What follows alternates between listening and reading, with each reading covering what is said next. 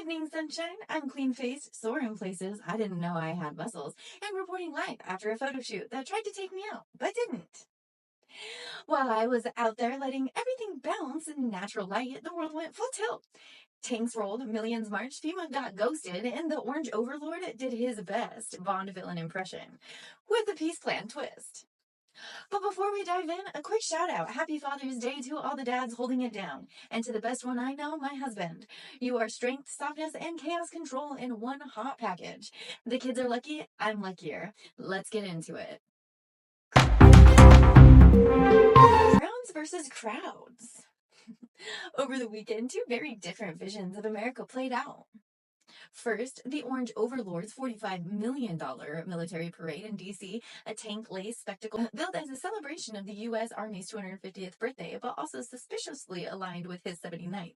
There were tanks, helicopters, robot dogs, and a MAGA after-party. The crowd estimates say 4,000 to 10,000, and that's being generous. Meanwhile, 5 million people in 2,000 cities took to the streets for the No Kings protest, armed with signs, murals, chants, drag lady liberty, and a clear message: we are not kneeling to a king. And while one side had federal funding and fireworks, the other side had raw people power and took over every corner of the internet. Instagram, TikTok, Aunt Karen's Facebook, wall-to-wall protest coverage. The parade, ghost town vibes.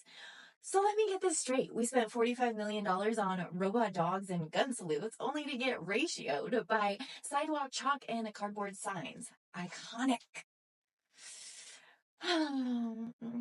The left, of course, amplified the protest, mocked the empty parade. The right celebrated tanks, treated protesters like a sideshow. The center observed the mismatch, awkwardly tried to play it down the middle. This wasn't just a weekend split, it was a national reflection: performance versus participation, crowns versus crowds, and the people saying, we don't do kings here. From parade to plot twist. And while Americans were reclaiming democracy in the streets, the Orange Overlord was out here rewriting the next season of Middle East mayhem. Because when he wasn't vetting robot dog choreography, he was vetoing assassination plots, teasing war, and promoting peace talks with Putin as a possible mediator. Yes, Putin. Let's break it down. Kill, threaten, peace. In just 24 hours, he vetoed Israel's plan to assassinate Iran's supreme leader, reportedly asking, have they killed any Americans yet? Then he hinted the U.S. could get involved in the Israel-Iran conflict. We're not there yet. Then pivoted to claim peace soon is coming and floated Putin as the possible broker. That's a foreign policy triple twist. Don't bomb, maybe bomb, but also here comes peace. Cue the doves and autocrats. The left, of course, called it reckless, attention-hungry chaos. Peace with Putin sent them into a meltdown. The right spun it as decisive leadership. Veto equals restraint. Putin equals dealmaker. And the center asked the real question: is this strategy or improv? The Orange Overlord wants credit for stopping a war, maybe starting one, and solving it, with Putin as the cherry on top. This isn't diplomacy, it's a flex in 3 acts. FEMA fumble. And while the press chased his international plotline, the Orange Overlord quietly dropped another bomb. FEMA is being wound down after this year's hurricane season. Here's the plan. Shift all disaster funding directly under the president's office. Phase out FEMA as a federal agency. Push emergency response to the states just in time for the storms. NOAA says we'll be especially active. Now the left sounded the alarms. He's playing politics with disaster relief. The right framed it as cutting bloat and empowering states. Center asked how dismantling FEMA mid-season is logically possible or wise. We're pulling FEMA's plug right before the storm surge hits and calling it efficiency. Even my toddler knows not to unplug the nightlight while the monster's still in the closet.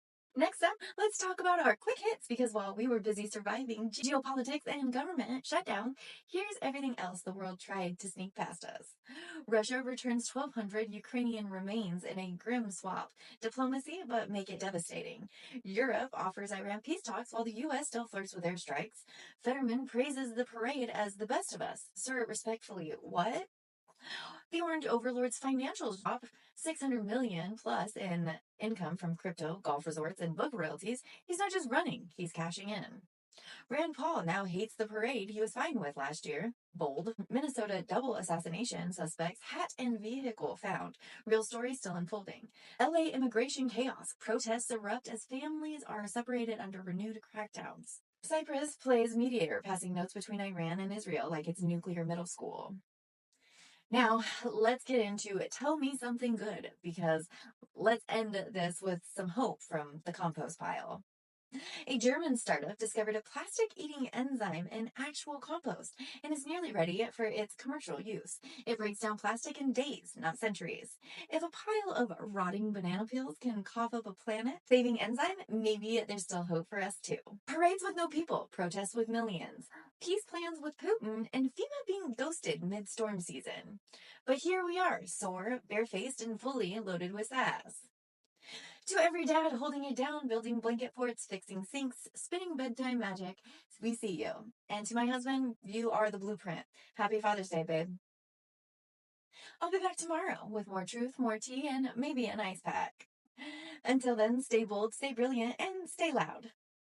See you tomorrow!